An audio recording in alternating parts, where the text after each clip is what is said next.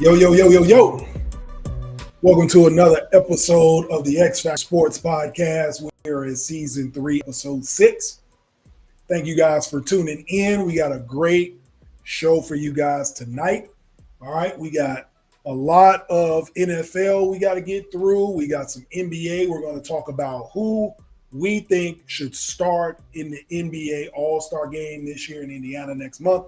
We also got some NCAA basketball. We got some true power rankings from the X Factor Sports podcast because we're after the holiday, second semester. So this is when we care the most about what these teams are doing. Before we get into all of that, we always got quick news for you.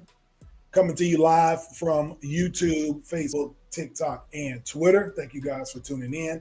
And you can always catch the audio, Apple Podcasts, Spotify, Google Podcasts, Amazon Music, and iHeartRadio. All right. So with the quick news, let's get into it. College football. All right. Obviously, we know Michigan won a national championship. Washington being the runner-up. Kellen DeBoer takes the Alabama job. We know Nick Saban retired last week. They didn't waste any time going after the person they wanted. So congratulations to Coach Kellen DeBoer for taking that Alabama job. I wonder how he will do. Hopefully he does well. Maybe some of the Washington guys will come with him down to Alabama. But I'm more interested about his recruiting. The first couple years, Alabama, it'll recruit itself. I mean, it's Alabama. Everybody wants to come down there. Crimson Tide, you got all the history. Kellen DeBoer is a great coach. He proved that with Washington, getting them all the way to the national championship. So it'll be interesting to see here 2-3 years from now where they are, what he does with the recruiting, what type of coordinators he gets to come down there with him. So I'm excited to see that. And then Jim Harbaugh, the national champion coach from Michigan, is taking interviews. So he interviewed with the LA Chargers, and he is scheduled to interview with the Falcons this week too. So is this a sign of things to come with Jim Harbaugh going to the NFL? Will he go back to the NFL, or will he stay at Michigan? Interesting to see. If you watched the show last week, I told you all the reasons I felt like he should go to the NFL and telltale signs of why he wants to go back to the NFL, just because he's tired of the rules of the NCAA or the lack thereof when it comes to regulations. So I think he wants to go somewhere where he can do his own thing, be his own coach, be a leader of men, so on and so forth. So a couple interviews with NFL teams. We'll see if he goes back to the NFL or not. College basketball. 6 of the top 10 teams last week lost. Houston losing 2 games last week. This is why I told y'all I don't really care about non-conference schedule or any of these games before Christmas, first semester. I'm more worried about what they do in January, leading up to March, a couple months before, because the rankings don't matter. Now they're in conference play. These young guys got to go play true road games in conference when you're playing against teams that know how to play the game, veteran basketball players in college. And we saw that last week. Houston dropping 2 games on the road. We saw Purdue lose last week, KU lose to UCF. A lot going on last week. Like I said, 6 out of the last 10, or the 6 of the top 10 teams go down last week. So young players trying to adjust. UConn becomes the number 1 team in the land for the first time since like 2009, I think. Even though they were defending national champs, those preseason rankings, again, they get bumped out of the way, and this is why you play the games. They show and prove. So at the time being, UConn's the number 1 team in the country. So congrats to them. See if they can keep it going. In the NBA, Pascal Siakam, 8 years in Toronto, won a ring in Toronto with Kawhi Leonard, Fred VanVleet, all those dudes back in 2019, beat the Warriors, is moving on to the Indiana Pacers. I wouldn't necessarily call it a blockbuster trade, but I would say it's a big trade. He's an all-star. He's a good player. That trade to Indiana, it shows you that Indiana's trying to win right now. And to pair him with Tyrese Halliburton and with the big man down the middle, it shows that they are trying to win now. They're trying to win some games. So interesting to see what they do. I wonder how Toronto will do. Toronto's probably in a rebuild, obviously losing Fred VanVleet in free agency and now letting go of Pascal Siakam, who leads that team moving forward. But I like what the Pacers are doing. Miles Turner is the big man that I was talking about with Tyrese Halliburton and Siakam.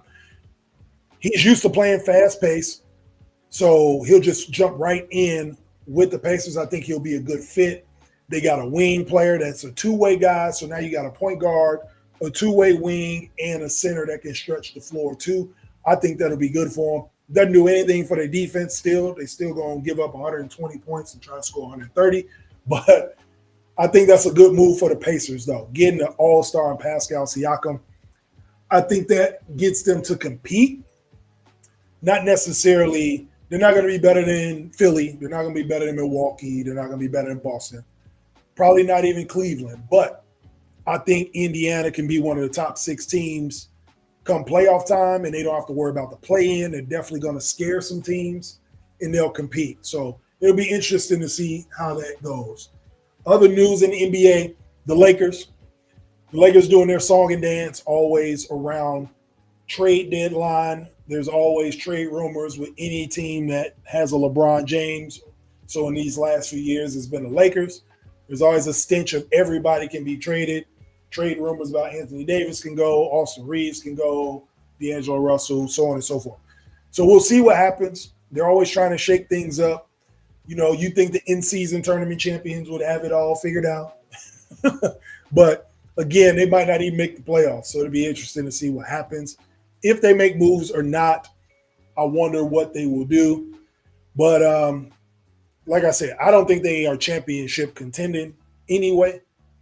I don't know if there's a move they can make that will make them a championship contending team. If they try to get Zach LaVine from the Bulls, if they try to do something, grabbing somebody from the Eastern Conference, I still don't think it's going to happen. I don't think anything comes of these trade rumors for the Lakers. They are who they are at this point. So that's what we got for them. Lastly, in the NBA, and lastly for quick news, James Dolan. James Dolan is the owner of the Knicks. And it looks like he's taking the first steps of having to be forced to sell his team. What do I mean by that?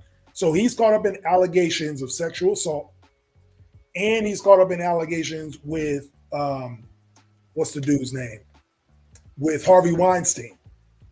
So if y'all remember that whole Me Too thing going on with Harvey Weinstein, he's caught up with him in some allegations. We call them allegations because we don't know, and that's what everybody's saying. So allegedly, there is some sexual assault going on.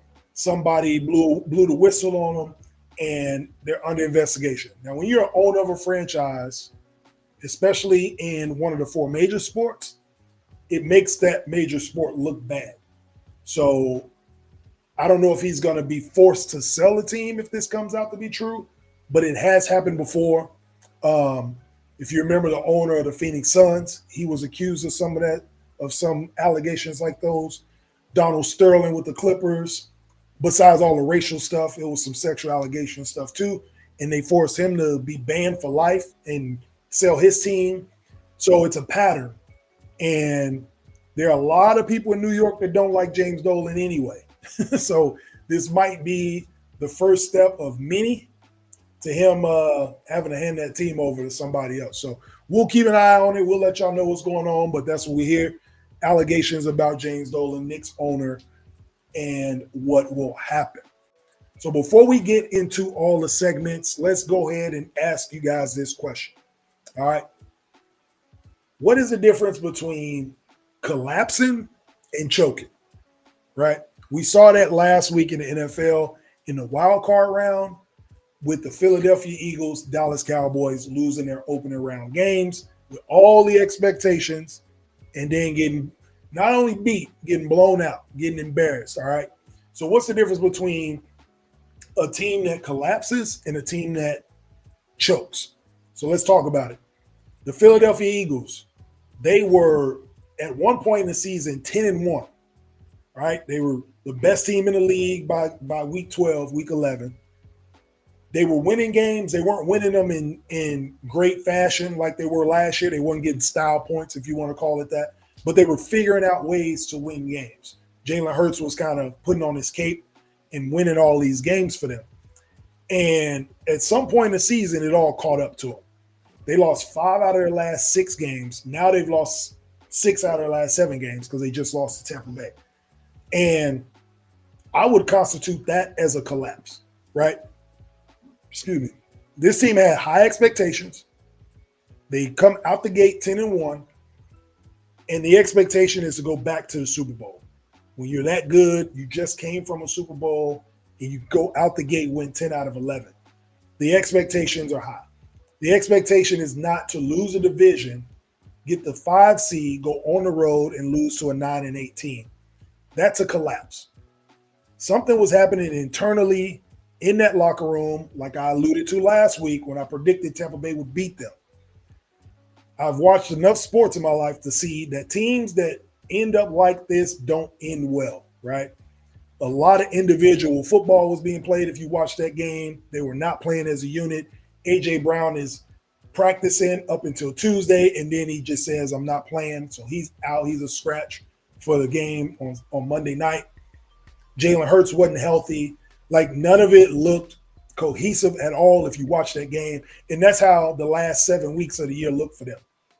So I would constitute that as a collapse. A team that is built up so high and have the expectations and meeting the expectations, and then just week by week, they just look worse and worse and worse, and they just crumble. When you're at the top and you just start crumbling down, that would constitute to me, in a sports sense, as a collapse. And that's what they did. That's what I think about the Eagles. Again, losing 5 out of the last 6. No surprises in the loss, but kind of surprised that they got blew out. I mean, it didn't look like they played with any pride. It didn't look like they had any fight in them. And then once Jalen Hurts got that safety, you knew it was over. Like, there was no coming back from that. It was just a lot of mistakes.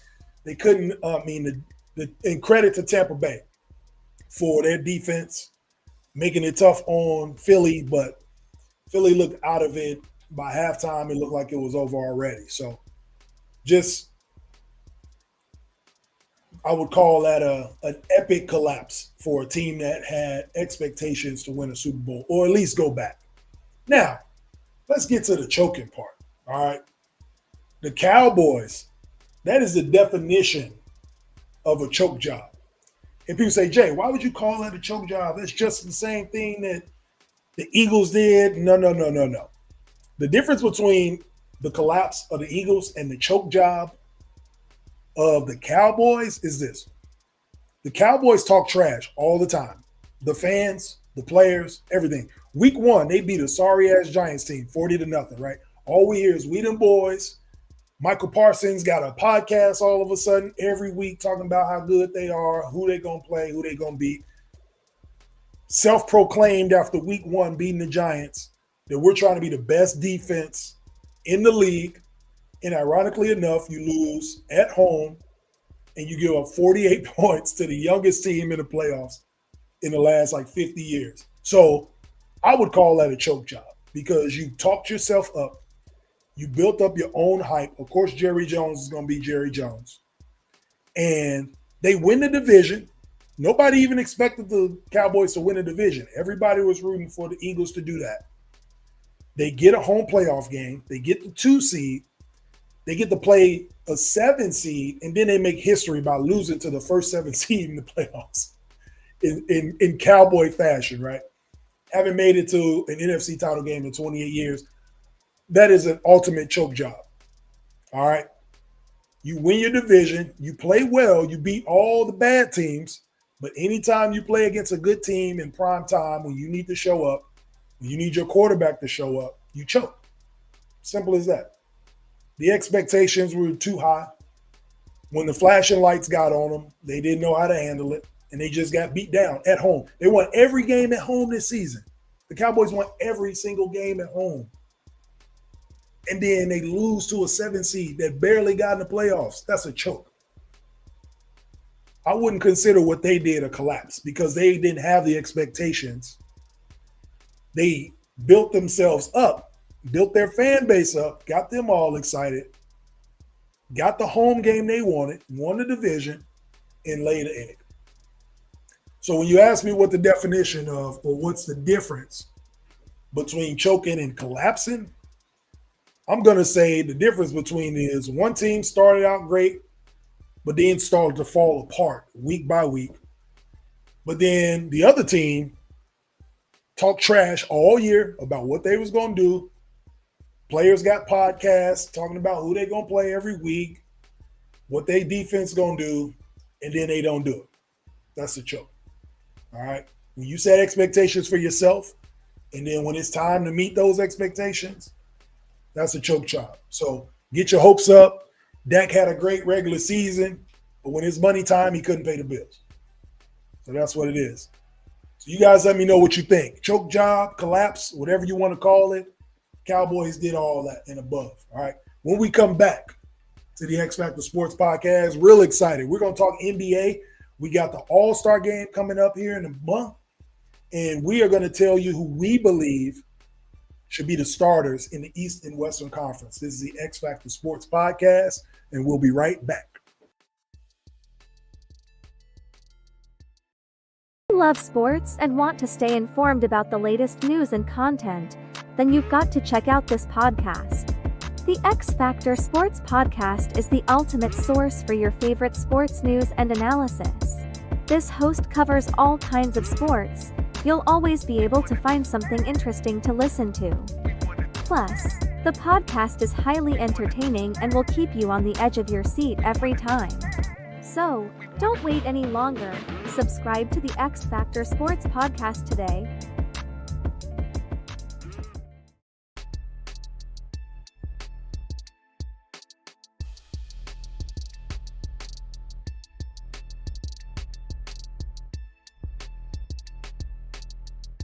Last weekend. Yo, welcome back to the X Factor Sports Podcast. We are live on YouTube, Facebook, TikTok. Thank you guys for tuning in. Also with Twitter. So we are going to get to the NBA. All right. All-Star weekend coming up.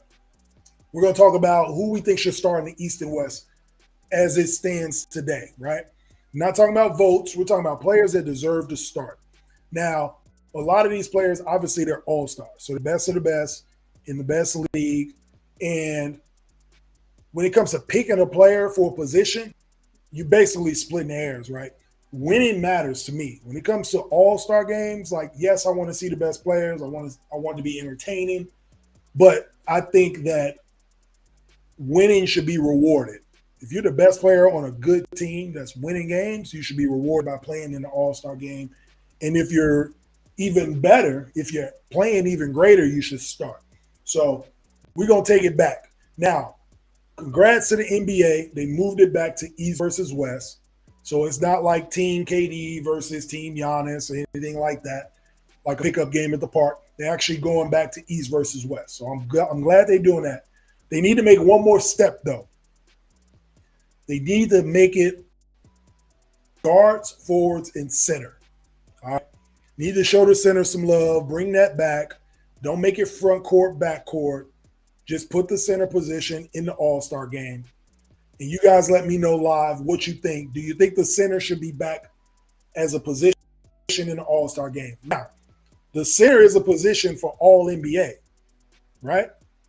You have to be a center. They do guards, forwards, and centers when they do all NBA picks at the end of the year. Why not just do that for the All-Star game as well, right? Because I think you're cheating out a lot of these centers that actually play well and they don't get to start because you got forwards that do more. So give the center the position back, especially the good ones. They need to be able to get that spot. With that being said, we go into the Eastern Conference first. Who should start? At the guard position, it should be Tyrese Halliburton. I don't think there's any argument that Tyrese Halliburton should be starting for the East. The game's in Indiana. It's his home court. He's been the best point guard in the league when he's healthy, leads the league in assists, leading the Pacers to probably going to go get one of these top 4 spots in the playoffs, maybe if they can battle out Cleveland. But I think because of the winning and because of his stats and the way he's playing at that position in the Eastern Conference, he deserves that guard spot for sure. In the next one, hopefully he's healthy and he can play in it. But if he is, Tyrese Halliburton, without question, should be starting in the East. And the guard next to him, his running mate, should be Donovan Mitchell. All right. Donovan Mitchell, again, playing winning basketball, leads all guards in scoring, and he has the Cavaliers in the 4th seed right now. Exciting player. You know what you're going to get from Donovan Mitchell. Can score at all 3 levels. He's got crazy athletic ability, so you're going to get a good player, a great player, and you get entertainment at the same time. That's what you want in an all-star game. Be exciting to watch. So give me Donovan Mitchell at the other guard spot. For the forwards, I want Jason Tatum. Jason Tatum, best player on the best team in Boston. I don't even know if they lost a home game yet. It's January, which is crazy. He's having an MVP season. He's averaging like 29 a game. His rebounds are up. His field goal percentage is up. He's running with Jaylen Brown. And all these years, people were saying those two couldn't do it together.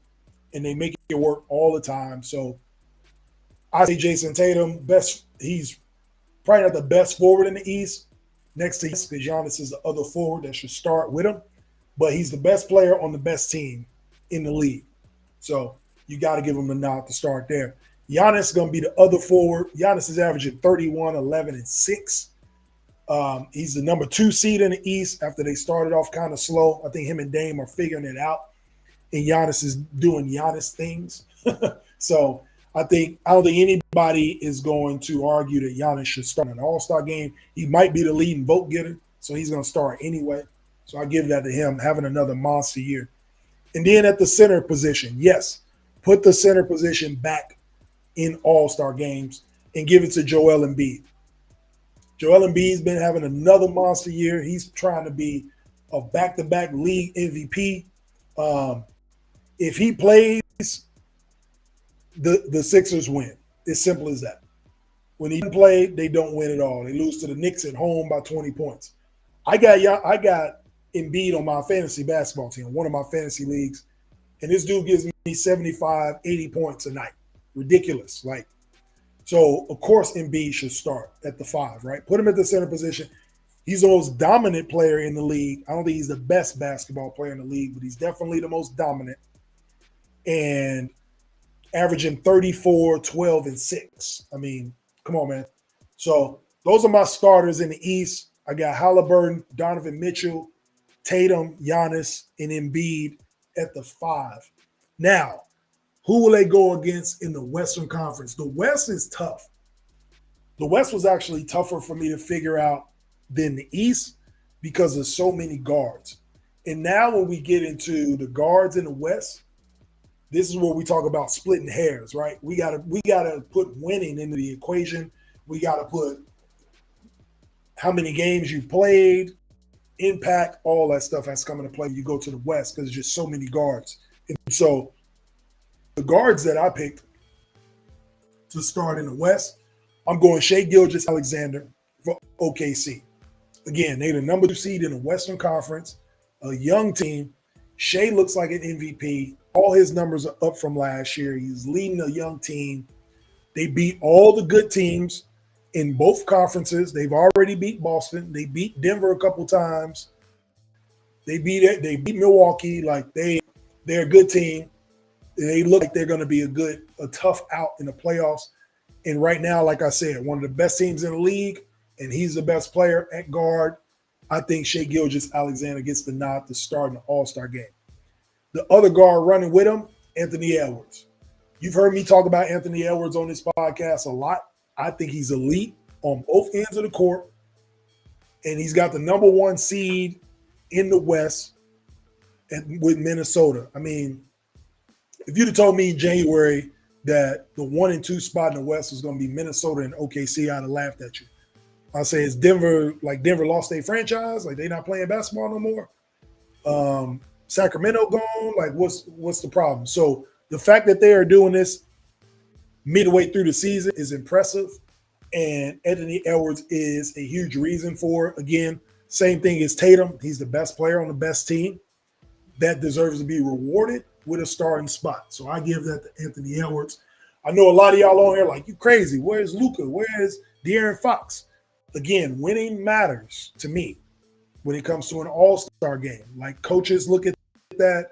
You should be rewarded for winning games. Now, yes, you can put Luka in that mix for a starting guard. But when I look at the numbers, all the numbers are identical. But Minnesota is like 8 games ahead of them in first place in the standings. So it's a no-brainer for me when it gets to that point. If they got the same type of statistics, they're both leading their teams, but Anthony Edwards is equating to more wins. And I don't think he's missed any games. He might have missed 1 or 2 games. Luka's missed some games. So as it stands right now, I got Shea and Ant-Man as my starting guards. When we get to the forwards, I'm going to go ahead with Kevin Durant. Again, KD, to me, is the best player in the world. So shouldn't be a surprise that he should start in an all-star game. Simple as that. Their record don't look that great. They kind of climbed out of a hole, so now they're in the top 6 teams in the playoff hunt. But Kevin Durant, this dude's on pace for another 50, 40, 90 year. And only him, Steph, Larry Bird, like there's only a handful of players that have finished the season with 50, 40, 90. And he's on the pace to do it again, makes it look easy. He leads the West in points.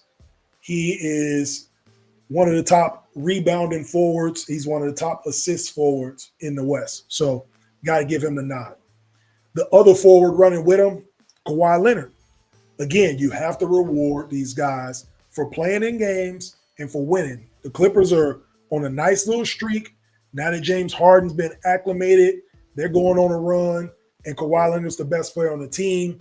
He's, forget 50, 40, 90. He's at 60, 50, 90. And for those of you who don't know what I'm talking about with the numbers, it's field goal percentage, 3-point percentage, and free throw, right? 50, 40, 90. So any basketball player will tell you to do that for a season is remarkable. To shoot 50% from the field, to shoot 40% from 3 and 90% from the free throw line for in the course of a season is unprecedented. Well, not unprecedented, but there's only a handful of players in the history of 76 years of the NBA. Only a handful of players have done it. So Kawhi's on pace to be at 60%, 50, and 90. So at this point, you got to give him the nod. Again, reward him for winning. And he's played in every game. He hasn't been injured. He hasn't taken any rest days, any load management. So props to him. Reward him with a starting spot. And then at center, of course, Nikola Jokic. He's been the best center in the league for a handful of years now. Arguably the best player in the world. If you want to give him that title, you won't get an argument from me. I'm gonna just tell you Kevin Durant's better. But I would not argue with anybody or push anybody's opinion to the side about what Jokic has been doing. Again, best center in the game. It's not even close. He's top 5 in the league in points, rebounds, and assists. And he's averaging damn near triple-double at center. So, I mean, you can't really fault anybody for taking Jokic at the 5 spot. He's probably the first person on your list in the West, right? So, and they're starting to turn their season around and winning some games. They just lost last night to Philly, but they don't match up well with Philly. I was telling one of my friends, he's a Nuggets fan, and I told him, I said, listen, Philly reminds me of the Knicks back in the early 90s or like Portland in the 2000s. What I mean by that is if Philly could find a way to get out of the East, they could win a championship. They just don't match up. They can't beat Miami. They can't beat Boston. They can't beat Milwaukee in the Eastern Conference. If they ever get to a final, though, I don't think there's one Western Conference team that can beat them. They always beat Denver. Denver cannot match up with them. Joel Embiid is a problem. Maxey is a problem. But they just can't get out of the East. Same thing with the Knicks back in the 90s. Like, if the Knicks ever made it to the finals, beat the Bulls or the Pacers, they would have ran through Portland, Phoenix, all those teams. Easy. I think they would have won a title. when they finally got to the finals, they ran into Tim Duncan, so they couldn't do nothing, or Olajuwon. But they were one of those teams. And then Portland, of course, couldn't beat Shaq and Kobe. So that's how I figure Philly is. And I think that Jokic and Embiid are your top centers in the NBA. So that's what we got for the Western Conference. We got Shea, Ant-Man, KD, Kawhi, and Nikola Jokic. I think that would be a great starting lineup for the East and Western Conference. But obviously it comes down to votes. So you guys let me know what you think, who your starters would be. Would you throw Steph in the mix? Would you put LeBron in there in the West? Would you get Luka in there? You guys let me know what you think. When we come back, we're going to get into that NFL like I talked about, the divisional round. We're going to make our picks. Who do we think is going to the championship round next week in the NFC and AFC? This is Jay Mondane of the X Factor Sports Podcast. We'll be right back.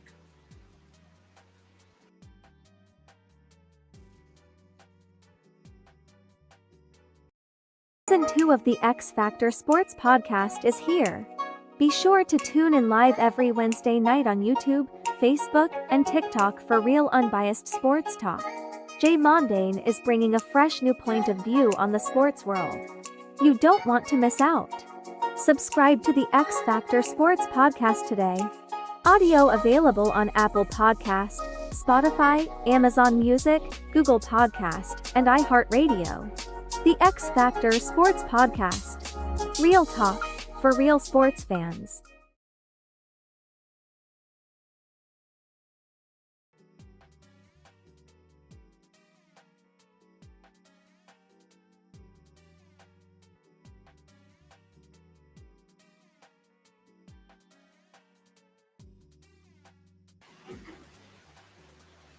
Yo, welcome back to the X Factor Sports Podcast.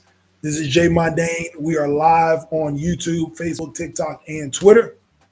If you want to catch the audio, you can always catch it on Apple Podcasts, Spotify, Google Podcasts, Amazon Music, and iHeartRadio. So thank you guys for tuning in. Let's get into the divisional round. This is the best round, the best weekend of football for me. I always love this round. It's the best teams. You get the best games. The matchups are crazy. They're always good games. And I'm excited to see what happens this weekend. But we got to do a show, so we got to predict who we got winning these games. All right, so let's go ahead and start in the NFC. The Packers, the number 7 seed Packers, the first time a number 7 makes it to the divisional round since this new format. They are going up to San Francisco to play the Niners. Packers shocked the world by beating the Cowboys, beating them in the first round. So congrats to them. I think a well-rested 49ers team wins the game, though. Giving Christian McCaffrey, Debo Samuel, Trent Williams, George Kittle, giving all these guys a week of rest, Brock Purdy. I just think they're the better team. Yes, last week we thought the Cowboys were the better team too. I feel like the 49ers are more prepared. They're a better team than Dallas. I don't think anybody's going to refute that. I think Jerry Jones knows that the 49ers are better. So I just think that the 49ers win this game. The only way the Packers got a chance to win it, they got to force Brock Purdy into some turnovers, to do some ill-advised throws. But their offense is so balanced. That was the difference between the Cowboys. They didn't really have much of a run game. I think that the 49ers have a run game.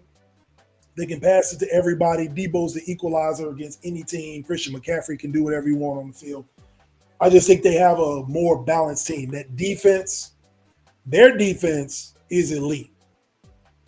With Dre Greenlaw and Fred Warner at the linebacker position, Travarius Ward behind them, that defensive line, Nicky Bosa, all those dudes. I think Chase Young, he's excited to finally play in the playoffs. I think this team, I think they come out and they have a great game. I don't think the Packers have a chance. I think this game's over. I think it'll be over pretty quick, and the Niners make short work of the Packers. And they had a good year. I could be wrong, but like I said, based on what I've been seeing and the way the Niners match up, I think the Niners get them.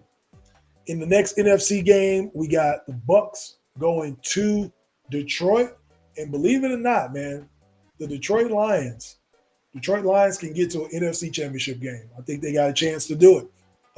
Again, it's a matchup. I think they match up well against the Bucks. I think they have an identity, something that the Eagles did not have or the Eagles lost in the last 6 weeks of the season. But I think the Lions know who they are. I think winning that first game, even though it was a 1-point win, I think winning it kind of got the monkey off their back, right? All the pressure of, man, we haven't won a game here in 30-some years. I think that took the pressure off. They know they can win a playoff game. They're comfortable playing at home now.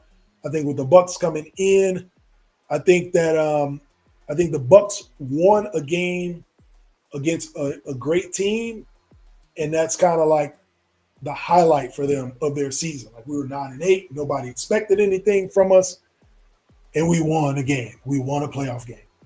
But I think reality sets in here in these divisional playoffs. Again, the Lions surprised me last week. The Bucks didn't. But the Lions have a chance to go to a title game, and I think they get it done. They face some adversity, came up with the win against the Rams. The Bucks defense does look elite, for sure. They looked elite against Philly, but another game, a low seed will be forced. They got to force turnovers. I think the Bucks that's the only way I think they can win. They force some turnovers on Goff, but I just see the Lions winning another game at home and moving on to that NFC title game. Over to the AFC, the Chiefs and the Bills. All right.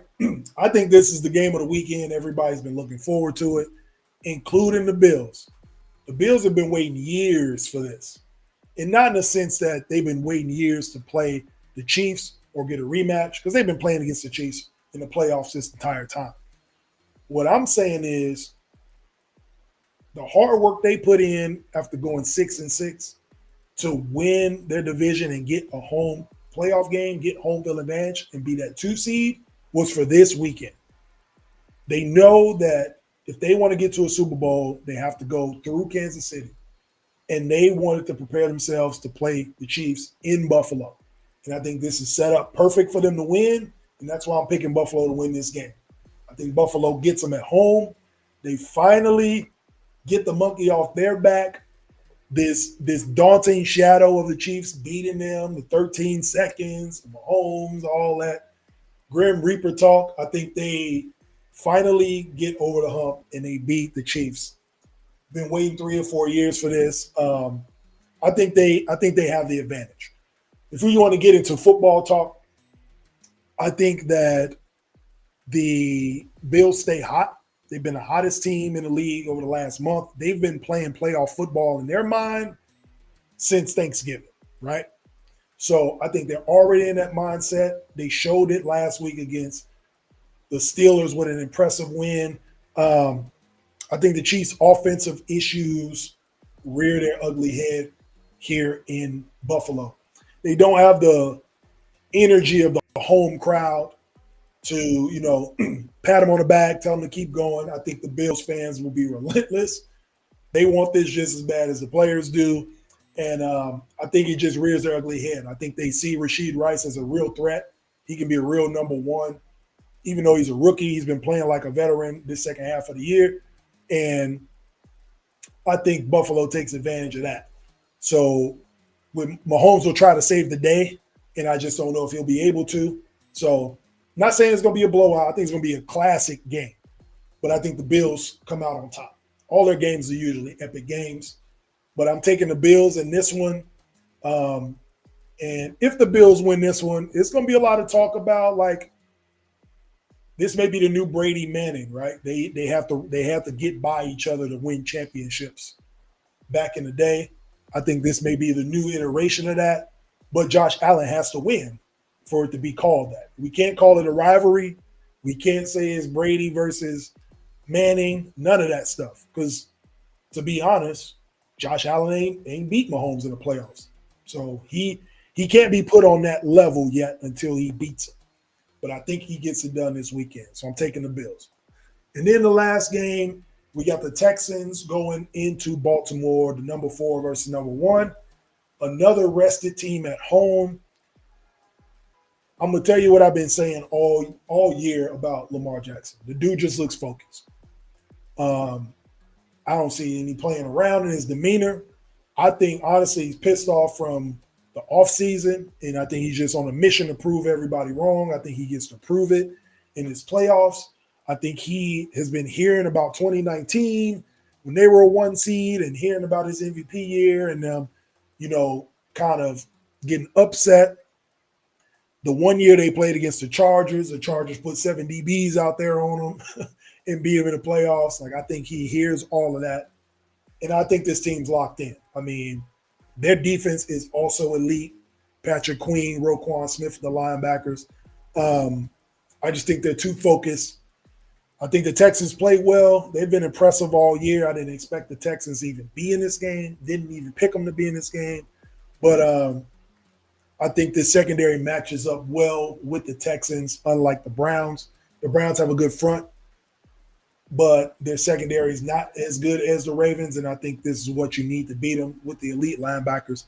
I'm taking the Ravens to win this game at home and get to an AFC title game against Buffalo. Just like we talked about last week when we broke down our bracket. I think we will see a Bills-Ravens AFC championship game, and I think we get a Niners-Lions NFC title game. So you guys let me know what you think. We got a poll here. If you are watching live on TikTok, there is a poll, and we asked the question of which conference do you think is going to win the Super Bowl? Do you have the AFC winning the Super Bowl this year or the NFC? All right, you guys let me know. When we come back to the X Factor Sports Podcast, we are going to get into college basketball. All right, we finally got some rankings. These kids are done with the first semester. They can stop sweating if they're going to be eligible or not. Everybody's going to be playing second semester. So now we're going to get into our first iteration of the NCAA Power Rankings. When we come back, this is Jay Mondane of the X Factor Sports Podcast.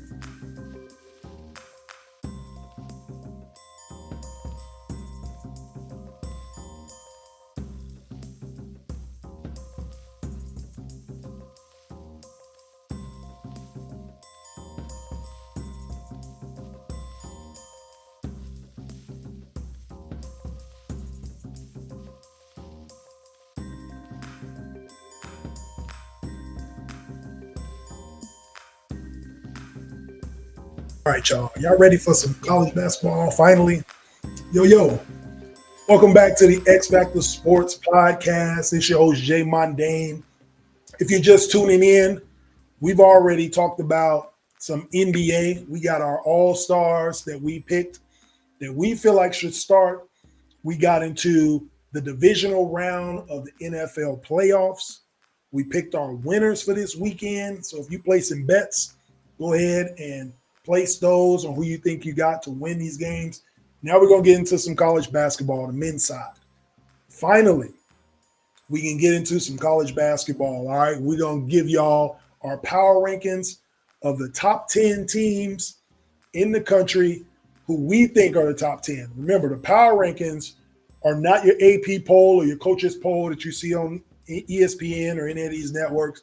This is a power ranking based off the X Factor Sports Podcast, based on the teams that they've played, the way they've been playing, the momentum they have, Strength of schedule, the way they played against ranked teams, all that takes into account of who we think are the powerful teams in America. All right. So we're going to count down from 10, and we're going to go to Kentucky. Kentucky, we feel like is the number 10 team in the country. Hopefully on TikTok, you guys can see that in the background. We got Kentucky at number 10. All right. They got a big win against UNC early in the year, but they don't have a significant win since. All right. The SEC play started. They lost a tough road game this past weekend at Texas A&M. Again, I think what their downfall will be come March, it's going to be the experience. If they run into an experienced team, they're going to be in trouble. That's what I think it is. All right. At number 9, as you can see, we got Baylor at number 9. Baylor just lost a tough game last night, too. They just lost in overtime to K-State. Obviously, we made these rankings before we got to that game, but they probably fall out of the power rankings in the next couple months. But right now, we got them at 9. They've been playing good defense since the loss to Duke, so you got to give them props for that. Picked up 2 nice wins last week, and they're not just relying on the threes. Like I was going to say, they have a big test this week against K-State. They played them yesterday, but they got Texas on Saturday, so they don't get the rest in these conference games. But I give them the nod because they're one of 8 ranked teams in the Big 12. The Big 12 looks like the best conference in America so far. They probably sent 8, 9 teams to the tournament. Baylor will definitely be one of them. So that's why I got them at number 9. One of the best teams in the best conference. At number 8, we got Wisconsin out of the Big 10. Rough start, but now that conference play has begun, they've won 4 straight. So they're starting to heat up. They got a nice shooter over there. He went to he was at a D3, or no, not D3, like a mid-major, Wofford, I think, something like that. Max Klesmit is his name. And this dude goes off, hitting threes from everywhere.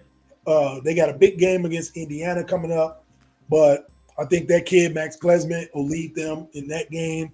And they're starting to heat up. Wisconsin's starting to win a lot of games right now. So they're number 8. At number 7, the Duke Blue Devils, all right, after losing that game to Georgia Tech early on, they went on a run, all right? They won 8 straight. So Duke's heating up. Now you got all these teams I talked about in the quick news in the top 10 that were losing last week. Duke keeps winning these conference games. They just jump up in the standings. I don't even know what they're ranked. I think they ranked 11th, but in the power rankings, we got them at 7. And here's why. 4 conference games in a row that they've won. They're winning conference games on the road. They've won 8 straight. Kyle Filipowski looks like the ACC Player of the Year. All right. So it'll be interesting to see when they're fully healthy, because they're not even fully healthy. All right. So we got Tyrese Proctor just now getting back a couple games ago from the ankle.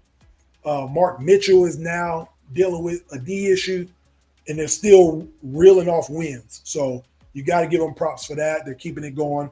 When they get to full strength, they're going to be scary for sure. At number 6, we got the Tennessee Volunteers. All right. Are they good or not? Let's just ask the question. I like Kai Ziegler. I call him the Black Ziegler. He's the only guy I know that's black who got that last name. So, but he's been there forever. I don't know when that dude graduated. Might be getting his doctorate. But are they good or not? Right? They won some big games, but they lose some questionable games. They got a nice record, but it's interesting to see. You know, they won a lot of games early to kind of get them up in the rankings. I think they are, but every ranked team they played except Ole Miss has got them. So they need to pick up the pace there. They got a nice stretch coming up, and that'll tell us the truth about Tennessee, if they are really a number 6 power ranked team here in a couple weeks. And number 5, it's crazy to say this. If I would have did the power rankings 2 weeks ago, they might have been number 1. Houston drops to 5. They dropped 2 games back to back. Welcome to the Big 12. But they look like the best team in the country, and then conference play comes in, and They go to Iowa State and lose, and then they drop another one after that. It don't look like it's getting any easier for them either because they got to go. They got Texas Tech, and then I think they got to go to BYU a couple games after that. So it'll be interesting to see what Houston and Kelvin Sampson can do in the Big 12 this year. But it's looking real rough right now. This ain't the American League, man. Y'all gotta step it up. At number 4, though, we got KU. So KU just blew out Oklahoma State last night. I mean, that was expected. So I would say KU is at number 4 in the power rankings. They escaped TCU at home, but they did get got by UCF. So that's why we don't have them in the top 3. They got by a team they shouldn't have got by. But it happened. So I still think KU is a national championship contender. They always have upperclassmen that can play. I mean, they got player of the year candidates all over the place on their team. McCullough, they got the big man that transferred from Michigan. So they're good to go. But dropping that game versus the other teams ahead of them that are winning games makes sense to put them at 4. But they are vulnerable. You know, they're vulnerable enough to lose to a team that could turn them over. That's always been their Achilles heel with the guard play. If they run into a team that forces turnovers and they're not shooting the ball particularly well, they can be got. So I got them at 4. At number 3, UNC. As much as I hate to say it as a Duke fan, UNC's been playing good. I don't have any biases when we're on the podcast. I keep it real. They've actually been playing some good basketball. They're 5-0 in the ACC, arguably the best defense in America. And I don't know if it's because of who they played lately or not, but they've been, if you look at the scores of their games, they've been D'ing people up. So congrats to them. We moved them up to number 3 in the power rankings. And we'll find out soon. We'll find out soon if it's real or not. But have to give them props for doing what they've done at the moment. First in the ACC.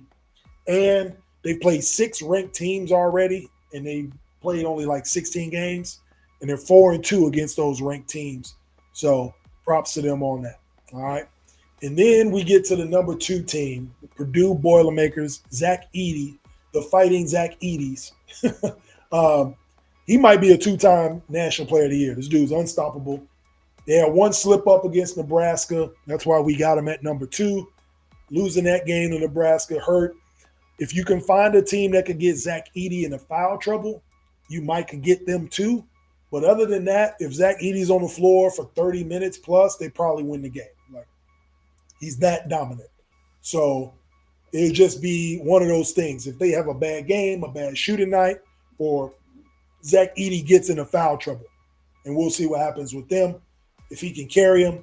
They do got 2 games this week, Iowa and Indiana. Those will be 2 Big Ten games. Those are tough places to play.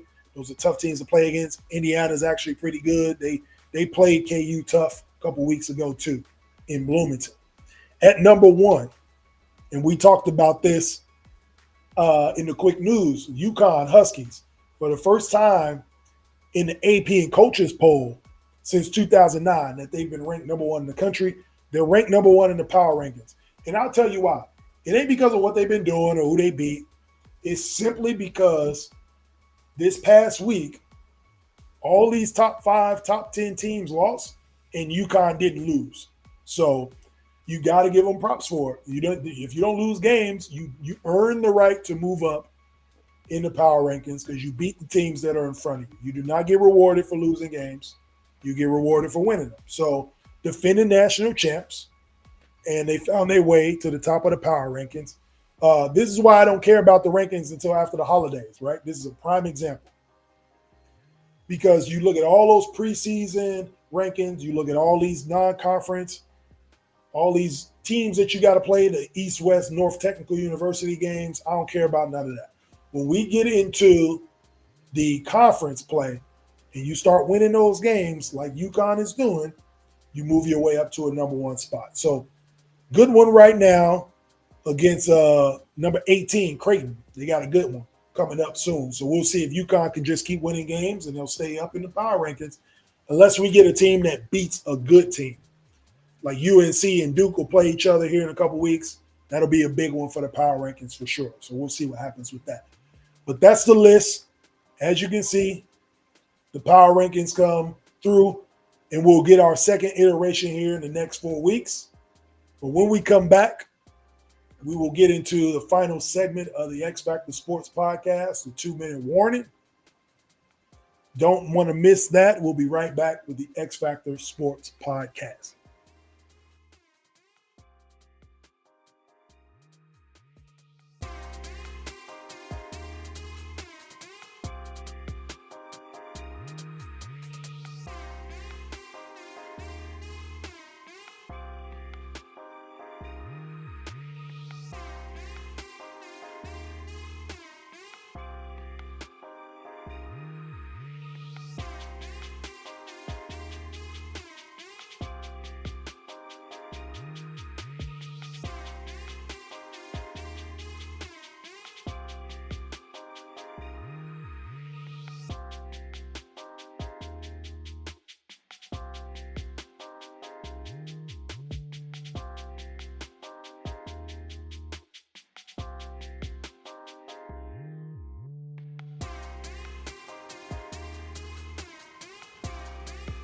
Yo.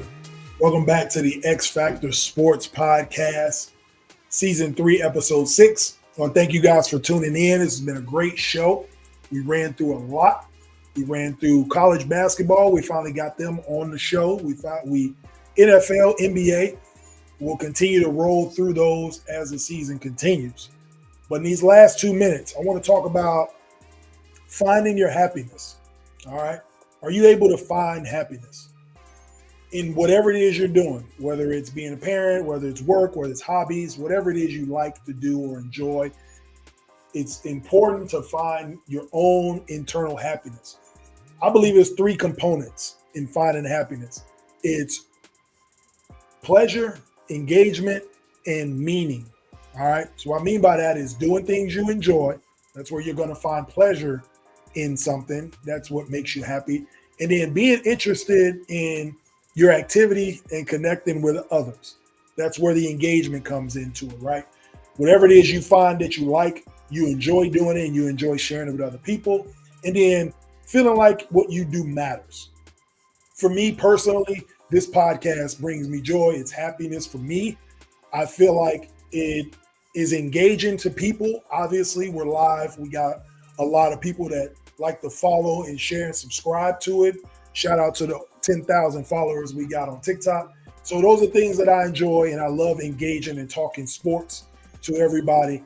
And I feel like it matters. I feel like bringing the opinions out.